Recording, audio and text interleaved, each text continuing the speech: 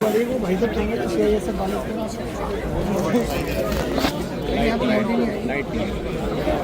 Light ले आओ, light ले आओ। अरे चल रही है ना, चल रही है।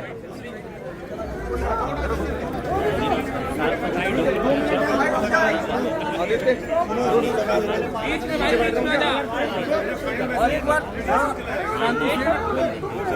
लाइट वाले क्या शुभम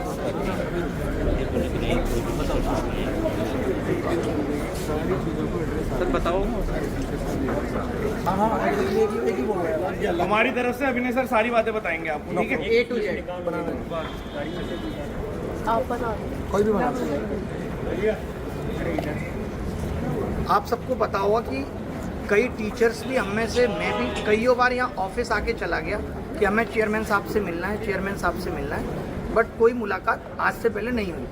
बट जब आज हम सारे टीचर्स यहाँ आके बैठे और आप सब लोग आए तो जो एक कलेक्टिव आवाज़ उठी कि भाई अब तो हमें मिलकर जवाब चाहिए, जो इस जवाब की हम तलाश में थे कि एसएससी ये मानती भी है कि वो गलत है या नहीं, तो वो चीज़ आज हो पाई आप सबकी बदौलत और सब शिक्षकों की बदौलत कि मिल पाए चेयरमैन साहब से।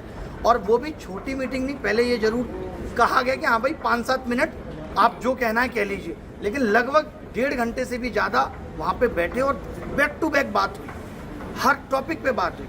उन्होंने खुद कहा कि ये जो अनफेयरनेस है ये सब हम एक्सेप्ट करते हैं, बट आप अगर ये सोच रहे हैं कि हमने उनको सारे ऑप्शन दिए। हमने कहा कि आप ये ओवर एज वाले बच्चों को लास्ट तक लेके गए नॉर्मलाइजेशन, इस पे आपको रिजल्ट रिवाइज करना चाहिए। इस पे भी उन्होंने कहा कि मैं अभी आपको कुछ नहीं दे पाऊँगा, मना कर दिया कि अभी नहीं बोल पाऊँगा, आप मुझे लिखित में दे दीजिए और मैं उस पर सोचूंगा, ऊपर बात करके बताऊँगा कि रिजल्ट रिवाइज हो सकता है या नहीं। दूसरी चीज़ हमने कहा कि भाई आप इन बच्चों का, जो बच्चे 344 नंबर ला के भी बाहर रह गए, आखिरी अटैम्प्ट था, इनको एक एक्स्ट्रा अटैम्प्ट ही दे दीजिए।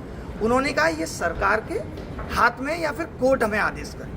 पहले ये कहा, हमने कहा हम सरकार से बात करेंगे, सरकार से ये कहलवाएंगे। लास्ट में उन्होंने धीरे से ये कह दिया कि कोर्ट से काम जल्दी हो जाए।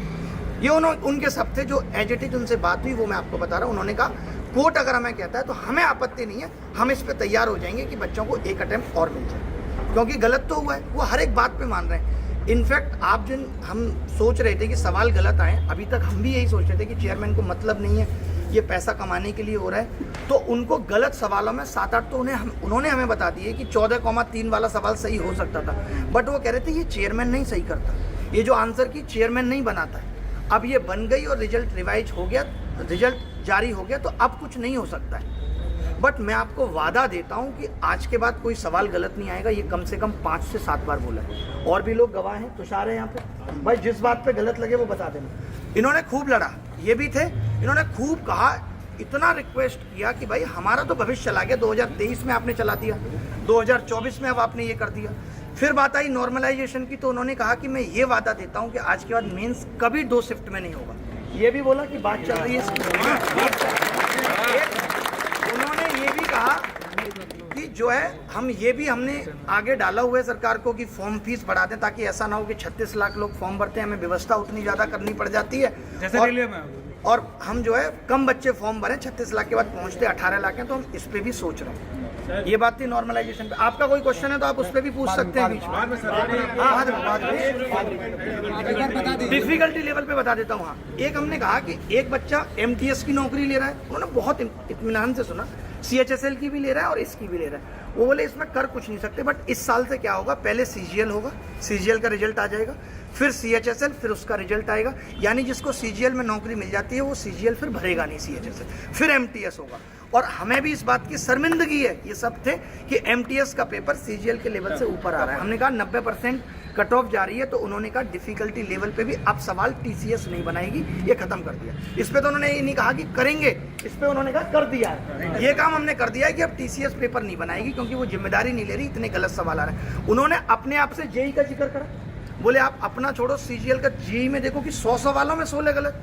JEE वाले पे भी उन्होंने ये बात की, हर एक चीज़ पे ये बात हुई। उन्होंने कहा कि ये कमेटी जो रिजल्ट बनाती है, जो डिसाइड करती है कि किसको मार्क्स टू ऑल देना है और किसको नहीं देना है। सर नॉर्मलाइजेशन के अब वेटिंग लिस्ट की बात आई, तो वेटिंग लिस्ट में हमने कहा कि आप जो वेटिंग लिस्ट है वो इस पे दे सकते हो MTS में, तो उन्होंने कहा इस पे हम सोचेंगे, कोशिश कर रहे हैं कि कैसे इस चीज़ को ख़त्म किया जा सके। दूसरा जो मैंने उनको सजेशन दिया, बहुत प्रेशर से कम 20 बार बोला होगा, जिस पे उन्होंने कहा कि मैं इस पे ऊपर बात करके अप्रूवल लेने की कोशिश करता हूँ। वो मैंने ये कहा कि आप मत लाइए वेटिंग लिस्ट, लेकिन आपको पता है इस बार इतने सारे बच्चे बाहर हो गए, तो आप एटलीस्ट ऐसा कर लीजिए कि जो बच्चे लोअर ग्रेड वाले 2400 ग्रेड पे, उनको कोई तो नौकरी मिल जाए। 2400 मिलेगी तो किसी को एतराज नहीं होगा, 2400 सबसे नीचे की नौकरी है। तो इस पे उन्होंने कहा कि हम सोचेंगे। सर नॉर्मलाइजेशन नया फॉर्मूला जो, हाँ, नॉर्मलाइजेशन पे उन्होंने कहा कि नॉर्मलाइजेशन का फॉर्मूला ठीक तरीके से वेव करे, इसके लिए कमेटी भी बना दी है। मे भी हम परसेंटाइल ले आए जो ये प्री में भी आपको इम्पैक्ट ना करे, ये बात। और किसी बात के बाद फाइनल आंसर की वाली बात हो गई कि 2 दिन पहले आप फाइनल आंसर की, एक हफ्ते पहले आप फाइनल आंसर की दे दो। ये आप मत करो कि फाइनल आंसर की के बाद बच्चे को आइडिया हो जाएगा उसको पोस्ट प्रेफरेंस भरना है या नहीं भरना, ये भी बात है। और उनके ही एक बंदे ने बोला कि पहले हम स्टेट प्रेफरेंस भी लिया करते थे, तो उस पर भी चर्चा हुई, लेकिन उस पर कोई ऐसी कंक्लूड बात नहीं, इस पर कोई बात नहीं।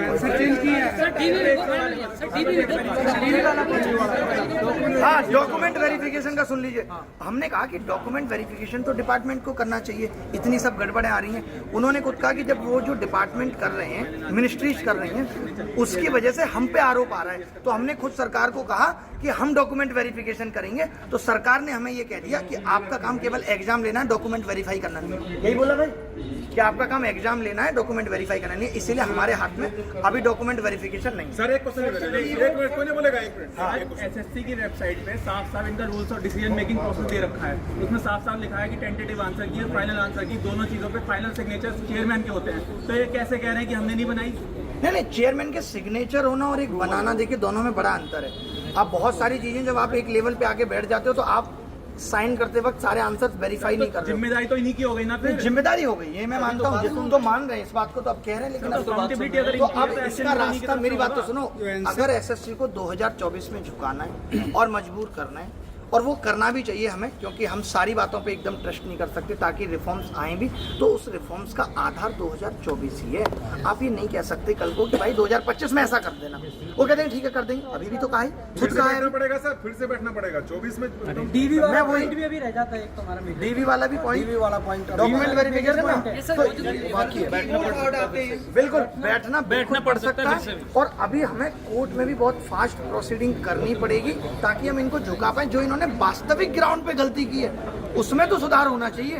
तो उन्होंने खुद भी कहा कि भाई आप कोर्ट में कहो, और हमारे पास भी उन्होंने खुद कहा, मैंने आपके पास क्या जवाब है, मैं नहीं पूछा उनसे, पूछा भाई मैंने कहा आपके पास जवाब क्या है, आप कोर्ट में क्या जवाब दोगे कि आप 800 बच्चों को डोरे थे? उन्होंने कहा यही देंगे कि पिछले साल भी ऐसा हुआ था, उससे पिछले साल भी ऐसा हुआ था, सुधार हुआ ही नहीं। वो बहुत सारी चीज़ों में खुद बोले कि ये सारी चीज़ें पहले से खराब चलती आ रही है, तो मैं भी यही जवाब दूंगा। तो इस जवाब पे तो कोर्ट कन्विंस होने वाली है नहीं कि इस जवाब पे कोर्ट कन्विंस हो जाएगी। सर एग्जाम सेंटर भी तो कीबोर्ड वगैरह चलते नहीं, उसका इस पे भी बात हुई, बोला नहीं भाई की। तो उन्होंने इस पे ये दिखाया कि इतने लोगों की व्यवस्था करनी पड़ती है, लेकिन हम इस पे भी फोकस कर रहे हैं, इस पे भी हम ध्यान कर रहे हैं, पैसे बढ़ाएंगे। हाँ, पैसे बढ़ाने वाली बात की, और एक ये कहा कि हम दूसरा कीबोर्ड भी रखें, दूसरी चीजें। हाँ, अब स्टैटिस्टिकल इन्वेस्टिगेटर वाली इनकी डिमांड थी कि भाई, मैंने उनको यही कहा कि यूपीएससी ने अभी इतना हार्ड कर दिया फॉर्म भरना कि वो फॉर्म में हर चीज़ की डिटेल ले रहे हैं, बट आपके यहाँ कोई अगर कैटेगरी भी अपनी अलग भर देता है तो वो लास्ट तक पहुँच जाता है।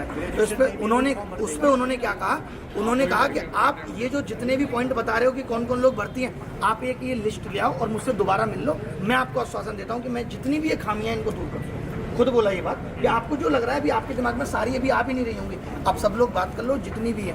और जो आप कह रहे हो कि इसमें वेटिंग लिस्ट आ सकती है, वो इसलिए नहीं आ सकती। उन्होंने कहा कि कुछ ऐसे बच्चे और भी होंगे जो उस लिस्ट में चले गए, क्योंकि ऐसा नहीं है ना 30 साल बाद वाला बच्चा ही जेएसओ ले रहा है, ऐसा ही ले रहा है, कोई भी बच्चा ले सकता है, किसी की भी स्टैटिस्टिक्स ठीक हो सकती है। तो उन्होंने कहा कि उसको उसमें कोई नीची पोस्ट मिल गई हो और इसमें ना मिली हो, क्योंकि आपकी कट ऑफ तो कम जाती है, तो इसलिए इसमें वेटिंग लिस्ट नहीं आ सकती। सर ये डीओपीटी में इन्होंने बोला है कि डीओपीटी में मत जाओ, आप कोर्ट चले जाओ, जल्दी हो जाएगा।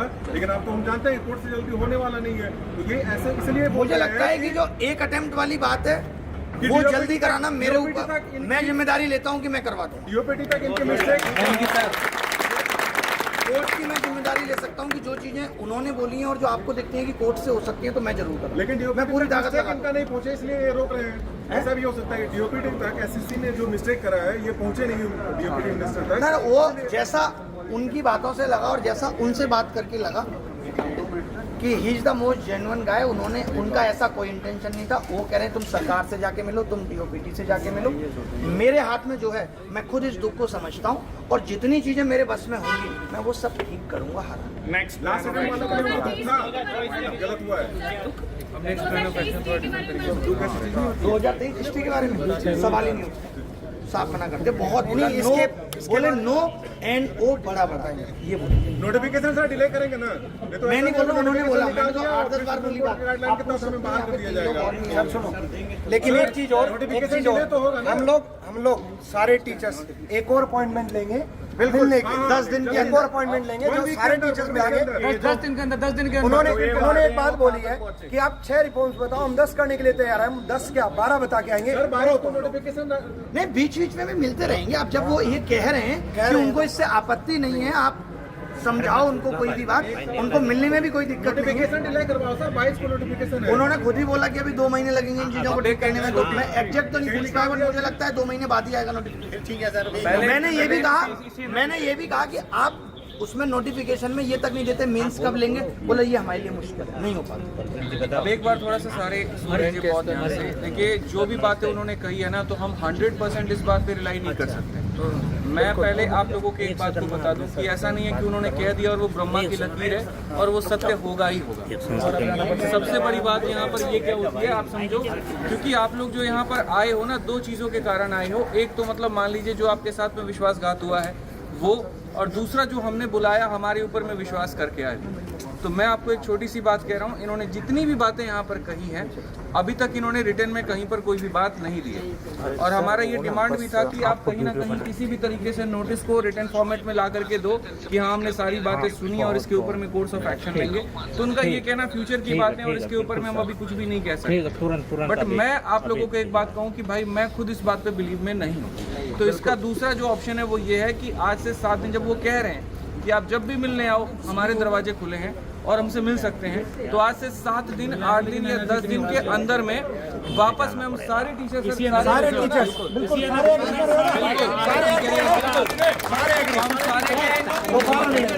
सारे बैठ जाओ अभी, बैठ जाओ। मैं एक चीज कहूंगा, देखिए जिंदगी में बहुत सारी जंग लड़नी पड़ेंगी, भारत को भी आजादी मिलेगी और छोटी छोटी चीजों से खुश होकर हिम्मत भी बढ़ानी पड़ेगी। आज हम मान लेते हैं कि उसकी कोई बात सत्य नहीं है, बट मैं इतनी बात सोच के सेटिस्फाई हूँ कि जब इतने लोग आए तो मजबूर होना पड़ गया मिलने के लिए। सर हम फिर आएंगे अभी 2 बातें। अरे बैठ जाओ अभी रुको, अरे अभी बात पूरी हुई नहीं है। पूरी बात हुई नहीं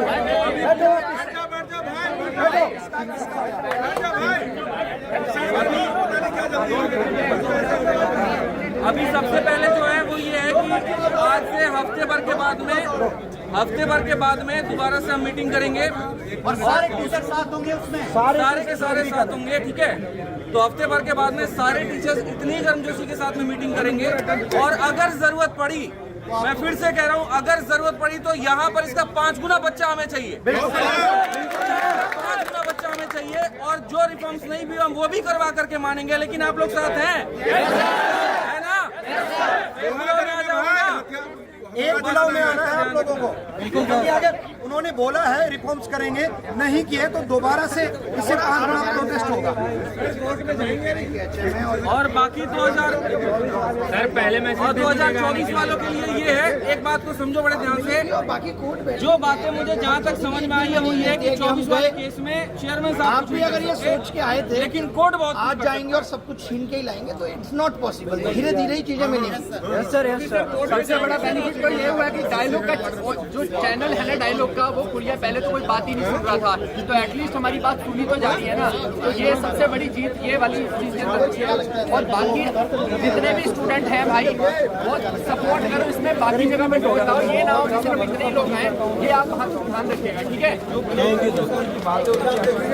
स्टूडेंट का पूरा यहाँ पे एकदम इकट्ठा हो गया है।